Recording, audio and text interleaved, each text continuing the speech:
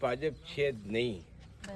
આ બનાસકાંઠામાં અને અમારા વાવ તાલુકામાં એક દાડો ને તૂટે તો 1 મહિનો હાજી નથી થતી. 27 વર્ષથી એમને રાજમાં અમે મેચ્યા પણ અમારો કામ કોઈ થયો નથી આજ દડાવતી.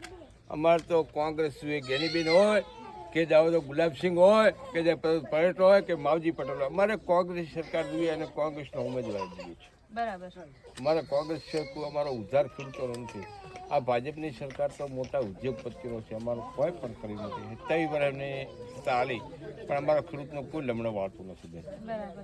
એટલે ખેડૂતોના કામ તમને લાગે છે કોંગ્રેસ સત્તા પર આવશે તો જ કરશે? 100% કોંગ્રેસ અમારી સત્તા ઉપર તો જ્ઞાનીબેન ગુલાબ અમારો કામ ખેડૂત ગમે તે રાતે ભણાવે તો અમારું કામ થઈ જાય છે. બરાબર. અને ભાજપ વાળા તો ફોન જ નહીં ઉપાડતા. મારી ઘરે મૂકી દે.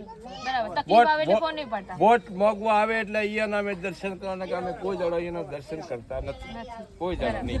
અને આ તો હારે તો અમારા ભેગા અને જીતે તો અમારા ભેગા છે. એટલે આ લોકોને અમે વિનંતી કરવાના કે કોંગ્રેસના ઉમેદવાર તમે ગમે તે હોય, આ તો ગુલાબસિંહ તો સારો માણસ છે પણ ગમે તે હોય તો કોંગ્રેસના ઉમેદવારને જીતાડો.